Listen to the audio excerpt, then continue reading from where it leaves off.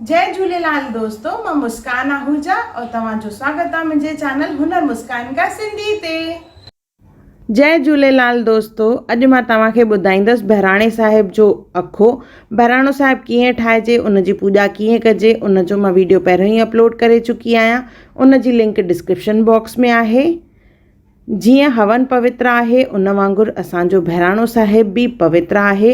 उन में कुझु मंत्रनि सां अखो पाइबो आहे, त उहो अखो कीअं पाइजे उहो मंत्र अॼु मां तव्हांखे ॿुधाईंदसि। और गॾोगॾु मां कुझु ॿारनि खे बि इहो सेखारियो आहे, त उहो बि ज़रूरु ॾिसजो। गॾु उन जा लिरिक्स बि आहिनि और अखो कीअं ठाहिजे उनजी बि लिंक मां डिस्क्रिप्शन बॉक्स में विधी आहे, ज़रूरु ॾिसजो। जय झूलेलाल। जय झूलेलाल। अॼु असां तव्हांखे ॿुधाईंदासीं अखे जो मंत्र और मूंसां गॾु ही नंढड़ा नंढड़ा ॿार बि चवंदा अखे जो मंत्र। असां बहिराणो साहिब कंदा आहियूं त उन में जोत जे मथां असां अखो पाईंदा आहियूं, दरियाशाह ते अखो पाईंदा आहियूं, त उनजो मंत्र चवंदा आहियूं। त अॼु असां तव्हांखे ॿुधाईंदासीं अखे जो मंत्र। अचो शुरू था कयूं पिया। अखे जो मंत्र चवण महिल हथ में चांवर, हैड, लौंग, फोटो, खंड ऐं थोरा गुल मिक्स करे खणबा आहिनि और अखो जो मंत्र चइबो आहे। त उहो असां शुरू कंदासीं हाणे।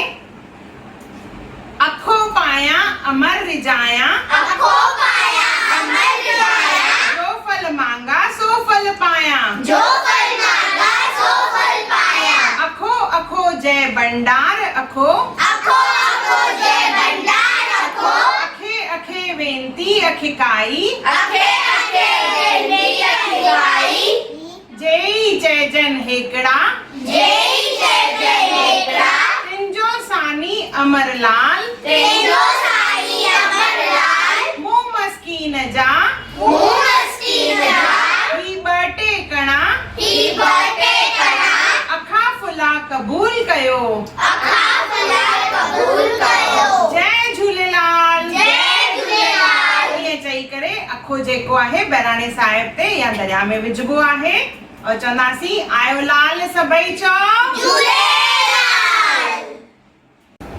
ईअं अखे जो मंत्र चवंदा आहियूं।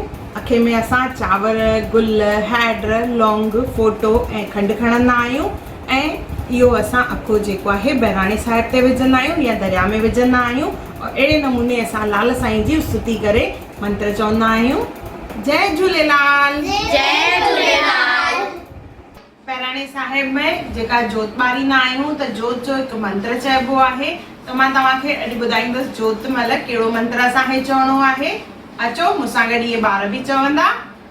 शुभम करोति कल्याणम, शुभम करोति कल्याणम, आरोग्यम धन संपदा, आरोग्यम धन संपदा, शत्रुबुद्धि विनाशाय, शत्रुबुद्धि विनाशाय, दीप ज्योति नमोस्तुते, दीप ज्योति नमोस्तुते, दीप ज्योति परब्रह्म, दीप ज्योति परब्रह्म, दीप ज्योति जनार्दन, दीप ज्योति जनार्दन, दीप हर तू में पाप, दीप हर तू में पाप, दीप ज्योति नमोस्तुते।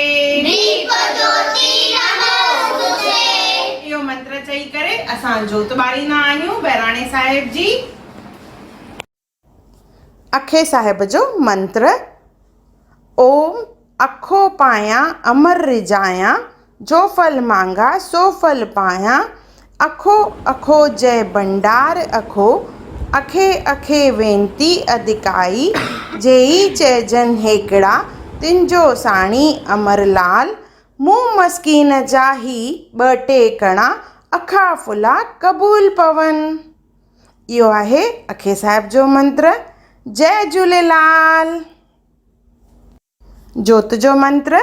शुभम करोति कल्याणम, आरोग्यम धन संपदा, शत्रुबुद्धि विनाशाय, दीप ज्योति नमोस्तुते, दीप ज्योति परब्रह्म, दीपो ज्योति जनार्दन, दीपो हर तू में पाप, दीप ज्योति नमोस्तुते।